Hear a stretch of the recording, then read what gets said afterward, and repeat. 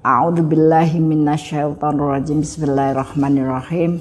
Assalamualaikum warahmatullahi wabarakatuh. Alhamdulillahirabbil alamin. Asyhadu alla ilaha illallah wa asyhadu anna Muhammadan abduhu wa rasuluh. Allahumma sholli ala sayyidina Muhammad wa ala ali sayyidina Muhammad. Asbahna wa asbahal mulku lillah walhamdulillah la syarikalah la ilaha illa huwa wa ilaihi nusur. Asbahna ala fitratil Islam wa kalimatil ikhlas wa ala dini nabiyina Muhammadin sallallahu alaihi wasallam wa ala millati abina Ibrahim hanifah wa ma kana minal musyrikin. Allahumma inni asbahtu minka fi ni'matin wa afiyatin wa sitrin fa'atimma alayya ni'mataka wa afiyataka wa sitraka fit dunya wal akhirah. Amma ba'd. Rahimakumullah. Alhamdulillah, alhamdulillahirabbil alamin. Segala puji bagi Allah yang telah mengatur kehidupan kita, memberikan banyak fasilitas dalam berbagai karunia. Baik karunia itu terasa melegakan jiwa kita maupun karunia-karunia yang kita rasakan menyesakkan dada ya. Namun perlu kita ketahui seluruh yang Allah berikan kepada kita masing-masing ya, itu dimaksudkan untuk menambah fasilitas dalam kehidupan kita agar kehidupan kita itu menjadi bersih, tumbuh, berkembang ya, dan kemudian bangun keberkahan ya, lipatan-lipatan amal yang kelak akan memudahkan, melapangkan kehidupan kita di dunia dan menyelamatkan kehidupan kita di akhirat. Amin. Ya, kali ini kita akan berbincang-bincang tentang harapan ya. Kita disuruh berharap dengan harapan yang tinggi ya. Yang perlu kita samakan persepsi kita, harapan ya, harapan itu bukan angan-angan, itu penting ya, karena akan mempunyai dampak yang sangat berbeda ya. Allah itu menciptakan manusia ya, kemudian Allah memberikan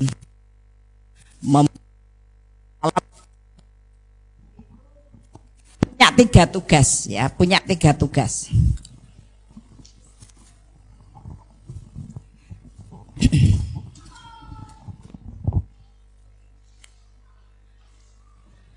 Allah menciptakan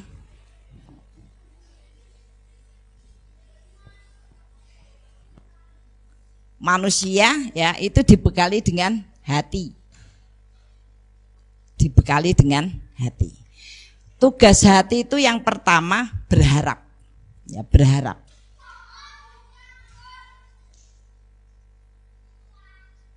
Berharap ya. Jadi itu bukan otak. Kalau kita berharap itu adalah fungsi dari hati. Kemudian yang kedua takut. Dan ketiga cinta.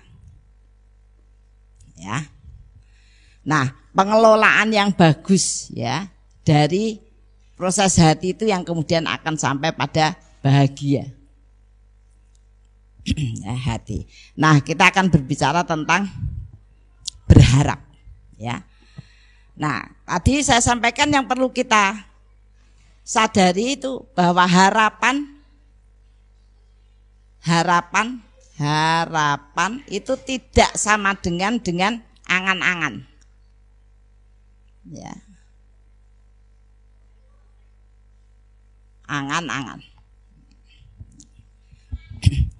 Maka itu yang kepingin kita bincangkan, sejauh mana ternyata kita terjebak dalam angan-angan atau memang kita hidup dengan harapan-harapan yang tinggi. Kalau dalam bahasa Arab ya, harapan yang bagus itu disebut tumuh. Ya, kalau harapannya banyak itu namanya tumuhat ya. Kalau dalam bahasa dunia, keinginan-keinginan yang banyak itu disebut tomak. Tomak ya. Nah, jadi kan sama-sama, maka sampai kemudian disampaikan kepada kita ya, salah satu contoh harapan itu dalam doa. Doa itu artinya ada dua. Satu, mendekat kepada Allah agar jiwa kita menjadi kuat dan punya jangkauan untuk tetap bisa melakukan. Yang kedua, artinya meminta. Nah, setan itu mendorong kita itu untuk selalu meminta. Ada orang tuh senang berdoa, tapi berdoanya tuh minta segala sesuatu yang bentuknya dunia agar dimiliki. Ya. Nah, ini yang kemudian lama-lama tomak. Contoh begini, saya itu kalau mau umroh gitu ya, itu biasanya saya umumkan, barangkali ada yang mau titip doa. Ya. Dan yang titip banyak ya, ratus ya. Karena saya tulis ulang kembali. Ada anak UNES ya, kan memang masih muda. WA saya, Budia, saya mau titip doa. Semoga saya lulus tahun ini, langsung dapat kerjaan tahun ini, dapat jodoh tahun ini, ya kan? Kemudian bisa beli rumah segala tahun ini. Kabeh tahun sesuk ki ngopo ya. Dan tahunnya itu kurang 3 bulan.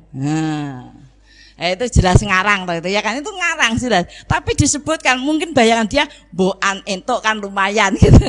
Nah, itu yang mau saya sampaikan. Kok bisa ya orang itu kepengen punya harapan tapi sama setan itu dibelokkan kepada angan-angan ya. Maka kita akan membahas ciri-ciri orang yang punya harapan yang tinggi ya.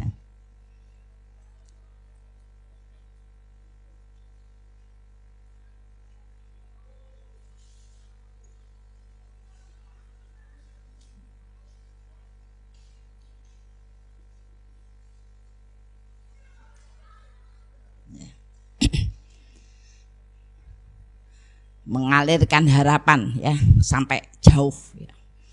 Itu sebuah perintah. Nah, orang yang mempunyai harapan tinggi itu satu ya, memahami ya, bahwa karunia atau balasan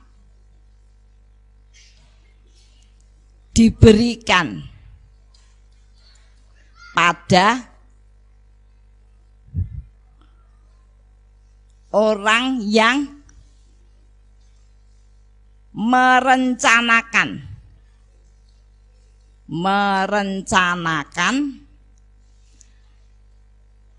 amal-amal ya sesuai dengan harapan.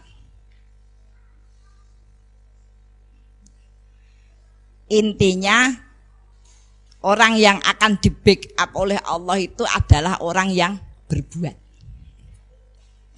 Orang yang berbuat ya. Maka ketika kemudian kita itu akan meletakkan harapan kita ya, seberapa jauh kemudian Allah memenuhi, seberapa jauh Allah memudahkan, seberapa jauh Allah mempercepat, itu tergantung dari apa yang kita lakukan. Itu menjadi penting. Dan pengalaman banyak ya, pengalaman kehidupan itu. Misalnya kita lihat cerita tentang Thomas Alva Edison. Penemu apa itu, Ibu? Lampu ya. Ibu-ibunya itu baik pinter gini anak-anak ya. Penemu lampu. Thomas Alva Edison itu mencoba bagaimana dia bisa membuat cahaya dari lampu itu dengan percobaan 999 kali. Ya, akhirnya Allah mempercayakan ya, walaupun itu bukan bisa, Allah mempercayakan dia membuat hasil ya. Karena tadi saya berbicara tentang orang punya optimisme ya, optimisme itu ya memang harus memahami bahwa proses itu mempunyai konsekuensi, ya, mempunyai konsekuensi waktu, konsekuensi capek, konsekuensi macam-macam, tapi harus dilakukan. Di YouTube saya yang terakhir itu saya contohkan dalam pemilihan keluarga yang menginspirasi, itu tahun berapa ya? Tahun 90-an lebih itu ya. Belum tahun 2000. Itu terpilih juara. Sebuah keluarga, ya. Bapaknya lulusan SMP, ibunya juga lulusan SMP. Bapaknya itu kerjanya menjual hasil masakan ibunya. Kenapa menjadi istimewa? Anaknya 4, doktor semua, dari jurusan ilmu yang berbeda, dari 4 negara yang berbeda, semua lulusan luar negeri. Itu yang kemudian menjadi keluarga itu istimewa. Ketika ditanya, Pak, apa rahasia keberhasilan Bapak? Jurinya yang tanya. Maka kemudian Bapak itu mengatakan itu keberhasilan anak-anak. Maka apa kata juri? Saya itu termasuk orang yang meyakini bahwa keberhasilan anak itu sebabnya 90% orang tuanya. Ya, anak itu 90% ya seperti dulu saya sampaikan masih ya bersumber dari apa yang dilakukan orang tuanya. Ya.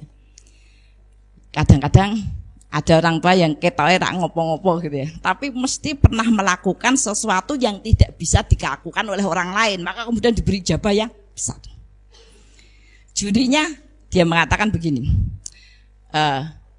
dia katakan itu, ayolah Pak, berikan saya kunci, ya, apa yang sebenarnya jenengan lakukan, ya. Lalu apa kata Bapak itu? Yang pertama, saya senang diberikan tanggung jawab yang besar oleh Allah, walaupun Allah memberikan ketetapan yang terbatas. Saya senang, ya, diberikan tanggung jawab yang besar, walaupun dia diberikan ya ketetapan serba terbatas. Ora pinter, ora sugih, kan gitu ya. Biasa saja, wong bakul, kan gitu. Namun upaya-upaya yang keras untuk mewujudkan itu, ya, itu dia lakukan dengan senang hati. Dan akhirnya Allah memberikan sesuatu yang tidak terduga. Dulu pernah saya sampaikan, setiap amal yang dilakukan dengan perasaan senang, bahagia, bersemangat, maka Allah akan memberikan balasan lebih dari yang dia pikirkan. Itu kunci yang pertama. Dia tetap punya harapan yang besar. Nah, itu bagian yang perlu kita pahami, bahwa hidup itu memang benar-benar harus diyakini seluruh urusan bumi itu diatur dari langit. Diatur dari langit, ya. Makanya harapan, ya, merencanakan amal sesuai dengan harapan itu, ya, maksudnya ya harapan akhirat.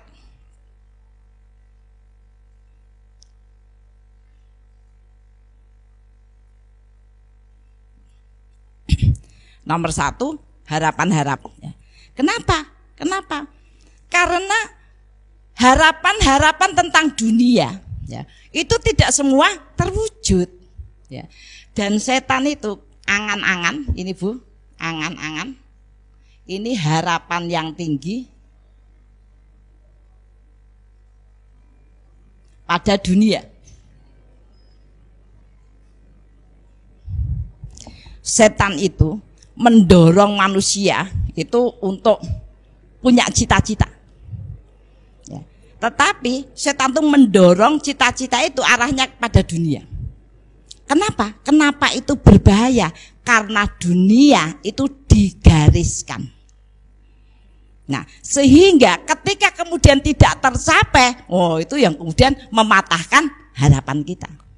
Ya banyak hal, kita itu banyak hal yang kecil, ya. Dulu sudah saya sampaikan, wes ini hari hari ini ndak usah masak, wes semua capek, kita santai-santai aja, kita nanti makan soto, tebakin ndak jualan. Nah, itu cuman begitu aja mengatakan hati, ya Allah, ya sudah kita cari bakso, nenggone Pak Geger, ya bakso Pak Geger. Wow. Oh kita makan-makan. Wah ada acara yo. Wes rombongan sek-sekat tekan kono tutup. Wah. Wes piye iki ning ndi iki? Itu tetap membuat ya garis-garis yang ini. Maka bagian saya tenah. Anak saya yang sekarang di Mesir itu ya, itu punya kemampuan cukup bagus. Ketika saya ngadep ustadznya, dia bilang, "Bu, sebenarnya anak ini bisa jadi juara umum, tapi dia ndak mau, Bu." Ya, ndak mau maksudnya untuk kamu tuh bisa mengalahkan temanmu, kamu tuh harus bisa, yang namanya prestasi itu adalah urusan pribadi dan sebagainya. Saya bilang, saya memang tidak pernah memberikan nasihat begitu. Karena anak saya itu, hatinya itu memang sangat lembut. Dia tidak mau melukai temannya. Ya. Maka saya tidak nasihatkan dia untuk menjadi nomor 1 di antara teman-temannya. Saya bilang, seluruh hasil itu tergantung upayamu. Kalau kamu berupaya maksimal, maka hasil itulah yang Allah berikan kepadamu untuk memuliakan kamu. Enggak ada hubungannya sama temennya. Kan enggak ada semuanya. Mau itu hasil dari Allah, upayamu. Maka ustaznya mengatakan, oh kayaknya bagus juga ya Bu, nasihat itu. Malah bagus juga. Emang bagus ya. Maksudnya itu ya. Anak saya itu memang tidak pernah saya dorong untuk bersaing. Kenapa? Kalau enggak kena itu nanti melukai. Ya, menang yang melukai, orang menang yang melukai. Tetapi bagaimana kita memaksimalkan kemampuan itu adalah sebuah kewajiban. Sebuah kewajiban ya. Maka tadi dalam bentuk harapan akhirat ya, kita lambungkan ya doa-doa kita lambungkan aktivitas-aktivitas amaliyah kita ya, itu ternyata berfungsi. Kita lihat ya. Kalau kita berbicara tentang harapan yang bentuknya akhirat ya, maka Allah akan memberikan kepadamu sesuai dengan sikap-sikapmu. Ya, jadi tidak bentuknya tidak dalam doanya, sikap. Ya, sikap. Nah, ya yang akan dinilai adalah sikap. 1, sikap taat. Sikap taat. Yang kemudian Allah akan turunkan rahmat. Sikap tak ya.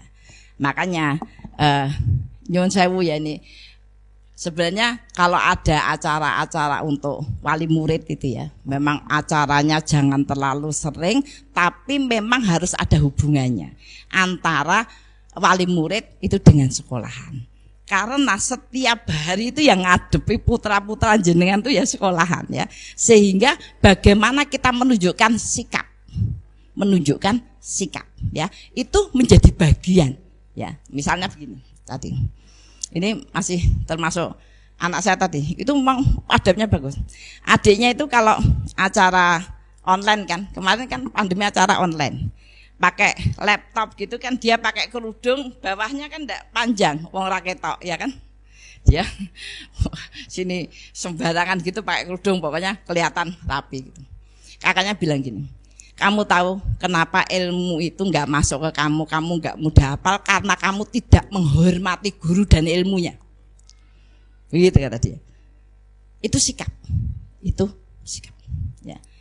Anak saya yang itu walaupun online itu mandi pakai baju koko nganggo wangi-wangian kuwi ora mambu tekan kono. Dia kepengen Allah memudahkan urusan itu menjadi baik. Itu bagian. Maka nyun sewu. Walaupun saya buat YouTube, itu ya memang dampaknya itu ya kebaikan aja. Oh jenengan pernah ngrungokke. Ilmunya masuk apa tidak belum tentu. Lah wong Budiah alhamdulillah sekarang saya selalu ketemu Budiah di YouTube. Saya seneng ngaji di YouTube soalnya saya bisa ngaji dengan masak, ono sing dengan tiduran, ono sing dengan olahraga. Nek nanti saya kasih contoh lucu melu guyu ngono ta. Isine apa? Lali, Bu lali ya. Lali. Berbeda ketika kita di majelis. Kenapa? Karena majelis itu diturunkan rahmat yang besar. Rahmat yang besar. Nah, rahmat itulah yang memudahkan ya, menjadikan kita itu senang dan semangat dalam kebaikan. Itu langsung masuk. Ada vitaminnya gitu ya. Nah, tadi sehingga sikap taat. Anak-anak itu nyuwun sewu gini. Kak, meneng wae. Kak, meneng wae. Engko nek ibune wis bengok, "Kak, apa sih? Ya Allah, punggal panggil. Tolong dong ambilin gelas." Ya Allah, Mama, tak kirain ngapain. Gelasnya diambilkan, tapi nilai sikap taatnya rendah. Itu sebabnya kemudian menjadi apa-apa males. Suasana yang mudah, ya, kemudian senang dan semangat itu seperti besarnya turunnya rahmat. Begitu Bu. Nek ketoke anake turu terus dikongkon mesti nesu, ora sida tak kongkon. Saya kalau nyuruh anak saya, kamu mau kebab? Mau. Kenapa? Umi mau juga. Iya. Terus tak titipi telur, beras. Wi nomor loro Bu. Engko nek aku wis telur, Kak belikan telur sekarang. Ngono mesti jawabannya itu. Saya itu paling tidak bisa ngelihat anak cemberut. Jadi harus cari cara. Ya, harus cari cara. Apa yang dia suka terus engko titipe sak kresek dhewe, ya. Nah, begitu. Kadang-kadang kalau ya habis subuh. Anak-anak itu, saya kemarin vertigo putar. Saya bilang, "Kak, bangun Kak, tolong bersihin depan." Umi muter, saya bilang gitu. Jawabnya apa? "Kok enggak diliburin aja Tommy?" katanya. Oh iya. Ya, nanti tak bersihin Mi, aku tak rebahan dulu ya. Saya langsung jawab, "Ya, karena mesti kebablasan turu." Jadi aku siang. Ya, daripada nanti. Ya, terus saya perlahan-lahan saya bersihkan. Ya, karena saya tahu tadi, sikap adalah bagian yang mengurungkan rahmat besar. Termasuk diberitahukan oleh Allah ketika kemudian kondisi anakmu kayak gitu itu kamu jangan berhenti. Walaupun kelihatan berat, kerjalah pelan-pelan. Ya kita tidak usah ya Allah. Ya. Rumangsaku sak keluarga 5 koyok dheweani wis rasah ngono ya kan. Itu merusak suasana ya. Rahmat. Kita juga begitu, kalau suasana kita tidak enak kan. Kemudian yang kedua, sikap syukur. Sikap syukur. Ya, sikap syukur itu dinilai dari mana? Ya, orang tuh punya harapan besar. Sikapnya syukur dinilai dari apa? Ekspresi. Berseri. Gembira.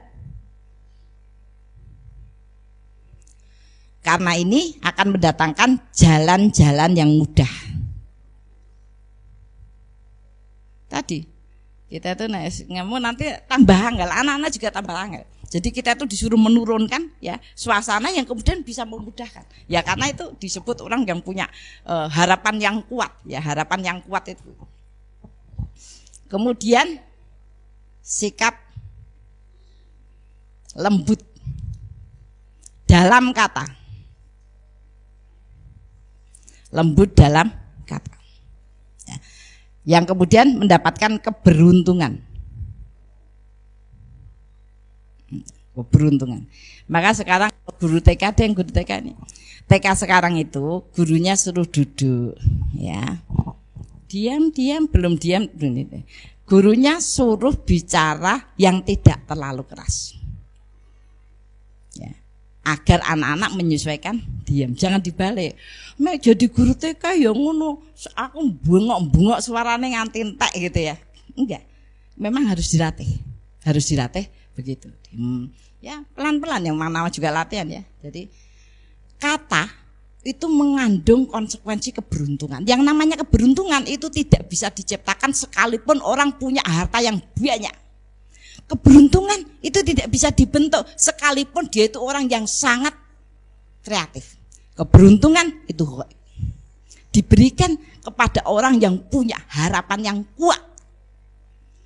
Kita ambil contoh yang nyata, Nabiullah Ibrahim. Bayangkan, dia tidak pernah berhenti berharap dalam doa, tidak mengeluh ya, mengeluh mengatakan ya Allah, rumangsaku ndonga nganti memble ya kita terus saking wis kesel ndonga wis terus karep. Tapi ya kadang-kadang ngono aku mbiyen ya ngono, ndonga to ora dikabulke, bareng aku meneng wae dikabulke. Mungkin Gusti Allah ra enak to mbek kowe, malah ra enak mbek kowe. Ya. Nah, kekuatan itu luar biasa, luar biasa. Kadang-kadang tidak ada hubungannya. Kadang-kadang tidak ada hubungannya. Maka membangun orang yang punya harapan tuh dia selalu memperhitungkan langkah-langkahnya. Kata-kata itu sangat berbahaya. Ya, saya sering contohkan. Jadi di masjid itu orangnya penuh Jumatan. Ada orang yang buru-buru keluar setelah Jumatan, kemudian nyetater sepeda nggak bisa-bisa. Yang dekatnya curiga. Nek sepedane dhewe kok nyetater ket mau ra iso-iso, apa manji kok teriak maling. Sak masjid metu kabeh digebuki meninggal, ternyata sepeda motornya sendiri. Kata ya itu merusak. Maka barang siapa bisa menahan diri terhadap kata-katanya, maka oleh Allah dia diberikan keberuntungan. Ya, keberuntungan. Ya kita tuh kadang-kadang sudah disampaikan, orang yang punya energi positif yang kuat itu orang yang berwajah gembira. Nah kita itu kadang-kadang begitu, punya anak pinter neng nesunan rasa guyu, yo saking wis apa-apa dikerjakan rasa guyu. Ada anak yang biasa-biasa saja, cenderung nilainya di bawah tapi guyang-guyu. Ya Allah tondo, nduk kowe iki biji murape guyang-guyu. Ya enggak apa-apa ya, karena kadang-kadang kita tuh meletakkan kata itu kemudian tidak tepat ya. Wah, apalagi memang anak-anak sekarang tuh agak sulit, jadi kalau nggak pakai ancaman itu ya kadang-kadang ya. Nah itu yang kemudian akan berbahaya dalam kehidupan kita ya. Makanya memang diem ya, kemudian kita meningkatkan harapan ya. Saya tuh ya deket ini anak saya sudah gede ya, sudah gede remaja ya. Tak bilangin Kak, kamu itu toh Kak harus berlatih untuk ngurus omah sendirian. Ya sebisamu, namanya latihan. Jawabannya apa? Masalahnya itu Mi, kita itu berbeda strategi. Saya terus diem, saya bilang gini, kok kata-kata saya kok enggak nyambung ya? Saya bilang, kamu mau melakukan sesuatu silakan, Umi mau nambah bacaan Quran dan doa. Saya langsung gitu.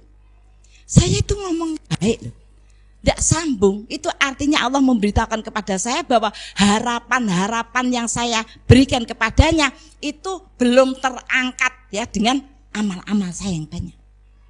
Ya. Sudah saya katakan sekarang anak TK itu ya dibilangin nak ambilkan sapu nak, ya apa mama jadi orang bu yang mandiri gitu loh. Aku tuh udah mas sekolah lagi loh, ndak libur lagi loh. Aku nanti nek sudah sekolah, mama ndak ada temennya, malah ndak bisa ngapa-apa. Sudah sana diambil sendiri ini TK loh. Ya, anak sekarang tuh begitu. Jadi kita memang, saya dibilang saya punya cucu 2 tahun, 2 tahun. Ya. Dia bilang gini, Uti ngajinya sudah selesai, katanya gitu. Sudah, kenapa? Aku mau pengen jalan-jalan sama Uti, katanya. Sudah jalan-jalan, bilang, Ti berhenti di situ, nggon Alfamart. Ngerti Alfamart ya. Kakak mau beli apa? Aku mau beli susu Ti, susu ini enak Ti, tapi harganya mahal. Kata bunda belinya sama Uti aja. Iya maksudnya kan. Kata bundanya gitu, aku gak ngomong ngono loh. Ya itu tadi bagian perlu kita ketahui, memang sudah sedemikian rupa perkembangannya ya. Maka kalau kita kemudian tidak minggir ya, ternyata harapan-harapan dengan teknis dunia itu memang benar-benar kita kacau. Gimana toh kita tuh nasihati terus ono ibu sing nasihati terus ora bosen-bosen nasihati anake cita ning kancane apa? Wah, kuwi nek ning omah wis mutok bendina diseneni kene rumasane bangga nasihati itu Bu ya. Ya Allah mesake men ya aku mau ibu kaya ngono ya kancane ngono. Astagfirullahaladzim ya. Nah makanya kalau kemudian harapan-harapan kita itu tidak kita langitkan akan sulit bagi kita. Ya nanti akan saya sampaikan kenapa saya bercerita itu. Kemudian yang selanjutnya sikap empati. Sikap empati itu suka beramal. Suka beramal. Suka menolong. Ya, ini akan mendapatkan peluang untuk sukses. Peluang untuk sukses, ya.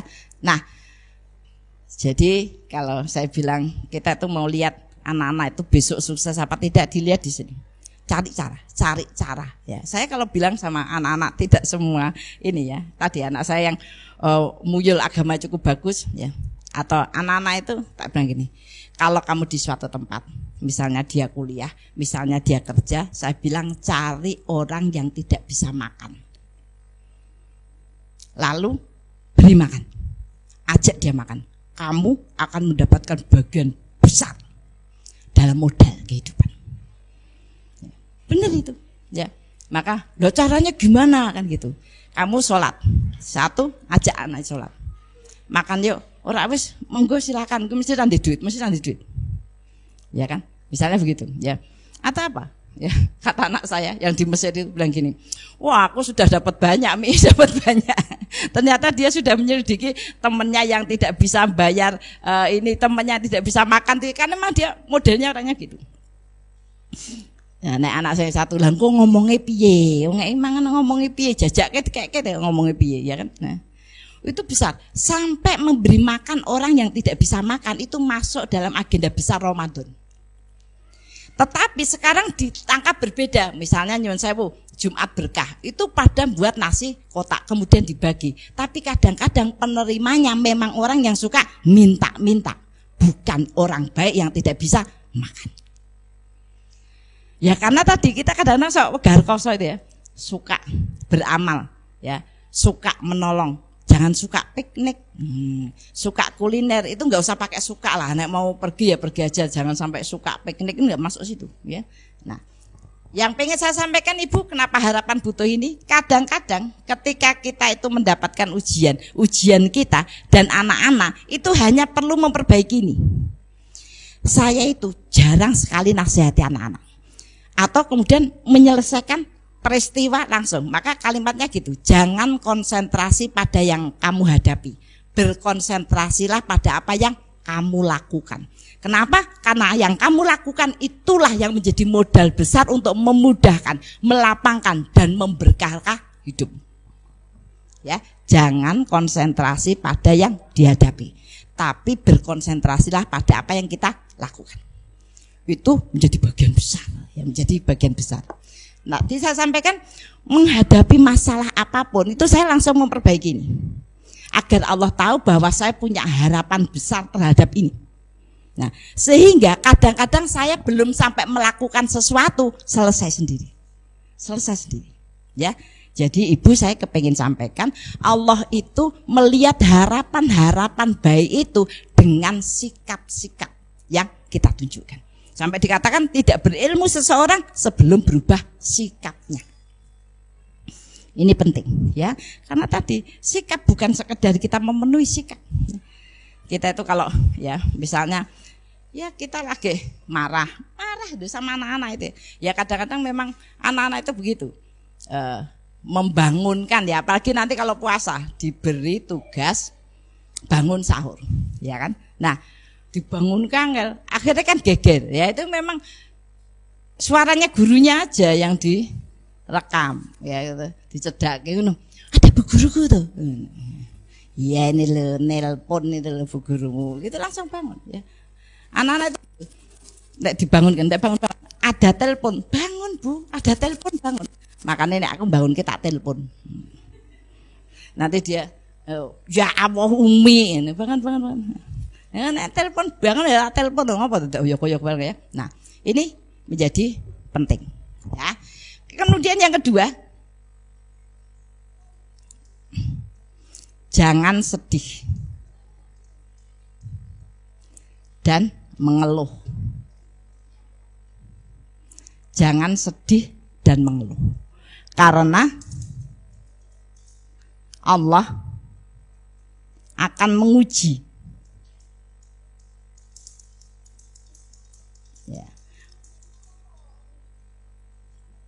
Kokohnya harapan-harapan kita.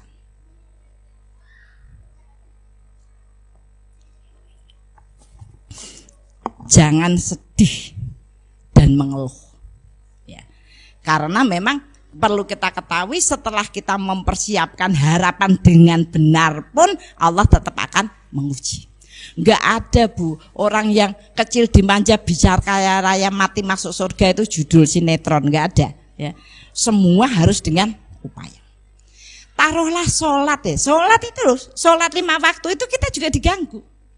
Harapan menjadi orang yang baik ya kan, harapan menjadi orang yang baik itu tadi sikap yang dinilai itu penting. Kenapa hari-hari ini saya sampaikan terus, karena banyak sekali orang yang terlibat aktif ya, aktif di majelis, ngajinya juga bagus gitu ya, tapi ya tadi banyak sekali hal-hal yang kurang bagus terjadi. Kurang bagus terjadi. Bahkan ada seorang ibu, dulu saya ceritakan, ada seorang ibu aktif di majelis, ngajinya ya apik gitu ya. Tapi anak-anaknya tuh ujiannya berat-berat. Padahal anaknya itu ya guru-guru ini dan sebagainya. Kok setiap ada masalah berat, anak-anak kecil kok diuji seperti itu. Maka saya tak panggil kakaknya yang terbesar. Saya minta dia untuk melihat apa yang dilakukan ibunya sampai ya Allah itu mau nguji ibunya itu untuk membersihkan itu Allah memperkirakan ibunya tidak kuat sehingga semua dibebankan pada anaknya. Nah, ketika saya tanyakan, itu ternyata ibu itu memang kalimatnya tidak bagus. Ya, maka ditanya, padahal orangnya aktif, dia ngurus rumah, membersihkan, kemudian masak, gitu ya. Kalau ditanya marah-marah, ya, ditanya mertuanya, meh neng dindo, meh ngaji, senengane tekan, itu sikap. Itu sikap. Nah, sehingga kemudian ketika pulang, kalau aku sudah masak tidak dimakan gitu. Boleh ngeluh. Tapi nanti kalau di pengajian ya, itu baik ya, dikon mimpin, dikon ini dan sebagainya. Apa kemudian Allah tertipu? Tidaklah, tidak. Nah, perlu diketahui ketika kita itu melaksanakan banyak proses langkah itu Allah punya titik-titik keberkahan. Ya, jangan sedih ya atau mengeluh. Kenapa? Karena kalimat-kalimat keluhan itu ya, itu yang kemudian akan menutup dan menghapus amalan-amalan kita. Lah terus gimana ya, memang harus diam, apalagi di bulan-bulan ini. Ini mau Rajab ya, mau Rajab. Rajab itu adalah bulan haram, bulan yang dimuliakan. Tidak boleh perang dan tidak boleh aniaya. Jenengan orang niat perang loh. Nah, berarti kita bicara tentang aniaya. Aniaya itu sesuatu yang merusak jiwa. Paling kecil aniaya itu apa? Gremeng. Ya Allah ya. Mesti yang gresuk kabeh aku ya. Wong ra nek sing urip mati tenan piye ya. Nah, itu bagian akan merusak jiwa ya Allah ya. Kowe enak uripmu mapan, duwe mobil, ya. Suamimu ketoke ya apian, ketoke, ya kan? Nah, itu sudah mulai kowe rak ngerti wae. Wah, blas. Nah, itu nanti bisa yo tapi kowe kudu bersyukur, ya. Nek menurutku tuh ya, iki asli lho, aku jujur, asline itu toh. Wong nikah karo rak nikah pilih ora nikah. Rumahsaku padha wae nikah. Apa bagiane onone kesel tok dikongkon terus, itu pahala nikahnya hilang tuh. Hati-hati ya, kata-kata itu sangat percuma. Aku tuh punya anak, kamu dengan tidak beda. Wes dia anak bodoh rapi terus habis itu Bu. Habis. Ya. Lalu bagaimana? Ya memang harus diem ya. Dulu saya saya ceritakan ada seorang keluarga itu ya. Bapaknya bilang gini, Bu, nek aku kerja, kowe neng omah. Nek kowe meh kerja, aku tak neng omah. Ya akhirnya istrinya mosok saya kerja istrinya, akhirnya yang kerja suaminya. Beberapa tahun, kemudian sakit, kena stroke. Oh itu nek wong gene komentar, lha iya makane kowe dikandani angel, nek ngene iki terus piye kan itu. Iya kan? Ujian, maka kita tidak bersedih, pasti setiap saat itu kita diuji. Jangan bersedih, tapi kemudian kita meningkatkan harapan. Memang itu harus ditahan. Sampai Allah mengatakan, barang siapa bisa menahan marah, Walaupun dia itu punya kesempatan dan punya hak marah, maka apa yang dikatakan kebaikan itu ijabah. Barang siapa bisa menahan kecewa, ya, walaupun dia bisa mengungkapkannya, maka kemudian dia ganti dengan kata-kata baik, itu ijabah. Saking sulitnya menahan sedih dan keluh kesah. Nah, saya cerita ibu itu tadi. Ibu itu shock, ya. Aku terus piye ya kan, daftar kerja wis ora mungkin ya kan. Satu-satunya yang kemudian bisa dikerjakan itu adalah dagang, dodolan. Wah, rasanya dia ya Allah kayak wong kabeh delok kayak gitu. Maka dia ketika ya Allah kenapa ini terjadi padaku gitu ya, hatinya gitu. Maka kemudian dia diem, kemudian dia libas subhanallah, subhanallah, subhanallah, subhanallah. Allah enggak salah, Allah enggak keliru, Allah enggak pernah menganiaya. Pasti ada sesuatu sampai dia tenang. Agak bertenang ngono muncul lagi aku kuat ora, aku iso ora kan gitu ya. Maka kemudian diganti lagi la haula wala quwata illa billah dan lain sebagainya. Faktanya ya, ibu itu bisa kemudian meloloskan 4 orang anaknya. Maka sampai banyak di komentari gitu ya. Kok iso gitu ya. Nah, karena tadi dia terus berusaha melibas rasa kekecewaannya, dan ketika pulang dari jualan itu dia openi bapaknya sambil berdoa, dia masuk ke kamar anaknya, kalau belum ada anaknya dia berdoa di sana, malam dia ulangi lagi, dia berdoa ketika anaknya sudah tidur, dia berdoa agar diberikan kemudahan. Amal-amal yang rahasia itu menjadikan sakti. Ada juga contoh yang lain. Ada bapak ibu ini pegawai negeri, sudah 3D. Dia bilang gini, Bu Diah, saya itu suami istri pegawai negeri, golongan 3. Itu saja kalau pas ngurus anak-anak, kadang saya pinjam uang karena nggak cukup. Batinku metekon apa iki maksudnya piye? Lah pertanyaannya apa? Yang mau saya tanyakan tuh tetangga saya, malah tekon tetangga. Jadi cerita itu terus tekon tetangga. Kenapa tetangganya? Tetangga saya itu janda, anaknya 4. Ya. Dia tidak kerja tetap, dia tetap berusaha. Yang saya heran, dia itu tetap tersenyum. Lah terus kenapa? Lah kok tanya saya kok nggak tanya tetangganya itu? Saya bilang gitu. Enggak, maksud saya adakah riwayat itu? Oh, nek riwayat itu ada. Ya, ibunya itu mengambil 2 amal. Dia tidak mau sedih, kemudian mengambil 2 amal agar dimudahkan, yaitu dengan silaturahim. Setiap minggu dia merencanakan silaturahim kepada siapa, kemudian dengan tersenyum. Kenapa diambil silaturahim? Karena silaturahim itu memanjangkan umur, membukakan hikmah, dan memberikan rezeki tanpa diduga. Dan dia menyelesaikan seluruh ujiannya tanpa sedih dan keluh kesah dengan menambahkan 2, ya, mengokohkan ya harapannya dengan 2 amal yang menurut dia itu bisa.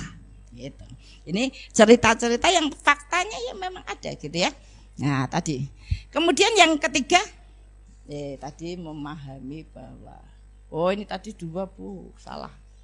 Ini 3, kemudian 4. Jangan keburu pada hasil.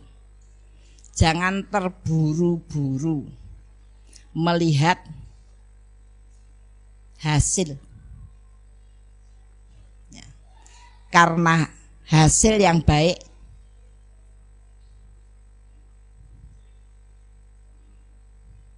sebanding dengan amal yang berkualitas.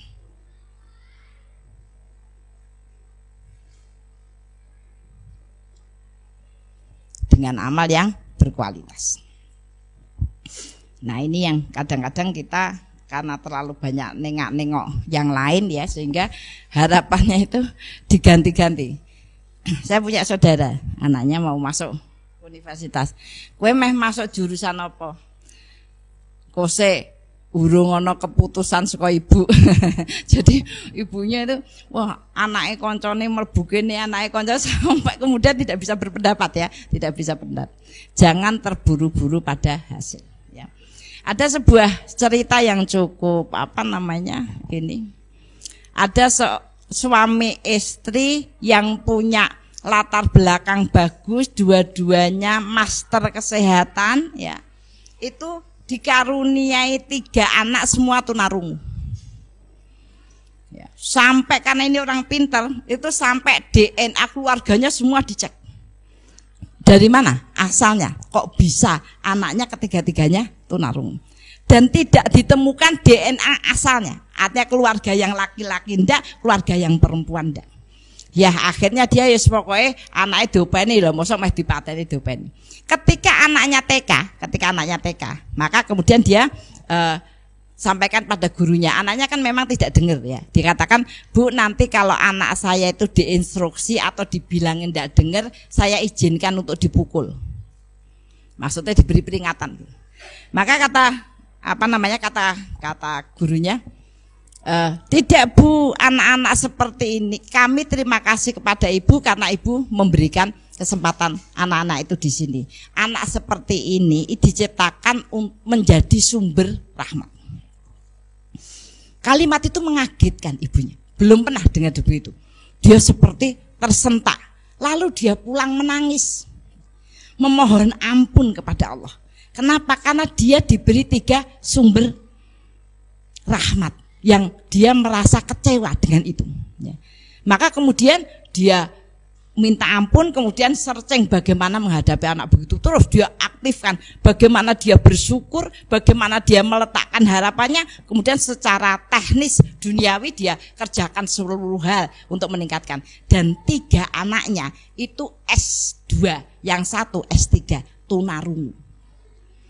Ketika kemudian seseorang itu meyakini ya, bahwa hasil itu tergantung dari upaya kita yang kuat, baik upaya akhirat maupun duniawi, maka kemudian Allah akan memberikan hasilnya. Cuma kadang-kadang Allah itu memang menunda, ya. Menunda sesuatu agar manusia itu punya ketahanan, punya kesabaran dan ketahanan jiwa, ya. Karena ternyata orang yang berhikmah itu pasti muncul dari orang-orang yang kuat diuji. Enggak ada, Bu, orang yang suka hura-hura hikmahnya banyak, itu enggak ada ya. Orang yang diuji terus itu oleh Allah akan dijadikan sumber hikmah. Untuk itu marilah kita coba tinggikan harapan kita itu kepada apa-apa yang sudah digariskan langit ya. Karena kita tahu bahwa seluruh urusan bumi itu sebenarnya yang mengatur adalah langit. Bukan berarti kemudian kita berdoa saja, tapi berupaya untuk memperbaiki kehidupan kita, berupaya untuk memperbaiki sikap-sikap kita, cara berpikir kita, sehingga menjadikan proses kehidupan itu adalah sebuah proses yang mengasihkan ya. Ketika kemudian manusia itu terkonsentrasi kepada apa-apa yang harus dilakukan, kalau dalam bahasa Islamnya itu tawakal ya, berkonsentrasi pada proses yang dilakukan, maka Allah akan memberikan lebih dari yang diharapkan. Barangkali itu secara garis besar apa yang harus kita lakukan dalam membangun harapan. Tidak akan pernah ya. Tadi kalau misalnya ini anaknya sekolah, ibunya kerja, enggak terhubung. Ada yang mengatakan, "Lah Bu Dia, saya itu single parent. Jadi jarang ketemu dengan anak-anak karena sibuk kerja dan sebagainya." Yang menghubungkan apa? Ya doa. Jadi kalau kita itu ingat anak kita, langsung kita berdoa, terhubung terus gitu ya. Nah, ada kemudian persoalan, langsung kita berdoa ya, sehingga hubungan itu bisa kemudian memperbaiki banyak hal ya. Sayangnya kadang-kadang kita itu sudah tercekam kesedihan, keluar keluhan ya, sehingga banyak hal yang seharusnya bisa kita atasi itu menjadi tidak bisa diatasi karena setan sudah mengikatkan kita dengan berbagai hal yang menyebabkan kita itu menjadi sumpek ya. Begitu Ibu-ibu barangkali yang bisa saya sampaikan, mudah-mudahan bisa memberikan sedikit ya masukan agar proses kehidupan kita itu tidak terlalu disibukkan dengan urusan-urusan bumi ya, sehingga kemuliaan-kemuliaan itu yang bisa dihadirkan untuk kehidupan kita menjadi tercabut karena proses yang kurang baik. Monggo Ibu-ibu kita tutup doa agar kita diikatkan ilahadiniyah wa fi ridhoillah bi barakatil Fatihah. A'udzubillahi minasyaitonir rajim. Bismillahirrahmanirrahim. Alhamdulillahirabbil alamin arrahmanirrahim ihdinas siratal mustaqim siratal ladzina an'amta 'alaihim ghairil maghdubi 'alaihim waladdallin. Amin. Bismillahirrahmanirrahim. Hamdan syakirin, hamdan naimin, hamdan yuafi ni'amahu wa yukafi'u mazida. Rabbana lakal hamdu kama yanbaghi li jalali wajhika wa antimi sultanik. Raditu billahi rabba wa bil islami dina wa bi muhammadin nabiyya wa rasula. Rabbana dhalamna anfusana wa illam taghfir lana wa tarhamna lanakunanna minal khasirin. Rabbana ighfir lana wa li ikhwanina alladziina sabaquna bil iman wa la taj'al fi qulubina ghillan lil ladziina amanu rabbana innaka ra'ufur rahim. Rabbana la tuzigh qulubana ba'da idh hadaitana wa hab lana min ladunka rahmah innaka antal wahhab. Rabbana hab lana min azwajina wa dzurriyyatina qurrata a'yun waj'alna lil muttaqina imama. Rabbi firli wali walidayya warhamhuma kama rabbayani shaghira. Allahumma inna nas'alukal huda wa tuqa wal afafa wal ghina. Allahumma inna nas'aluka salamatan fid din wa afiatan fi jasad wa ziyadatan fil ilmi wa barakatan fi rizqi wa taubatan qoblal maut wa rahmatan indal maut wa maghfiratan ba'dal maut. Allahumma hawin alaina fi sakaratil maut wa najatan minan nar wa afa indal hisab.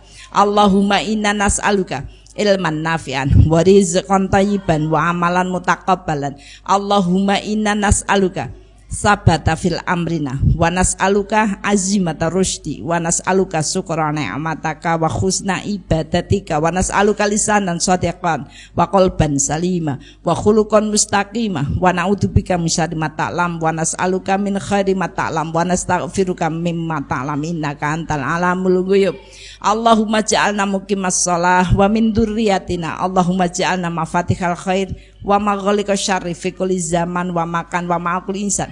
Allahumma ja'alna fi musibatina ajrun katsira wa sabron wa rahmah wa hikmah wa barakah. Rabbana atina min ladunka rahmah wa hayyi lana min amrina rasyada. Rabbana atina fid dunya hasanah wa fil akhirati hasanah wa qina adzabannar. Subhana rabbika rabbil izzati amma yasifun wa salamun alal mursalin walhamdulillahi rabbil alamin. Alhaqqu mir rabbika wa la takunanna minal mumtarin. Assalamualaikum warahmatullahi wabarakatuh.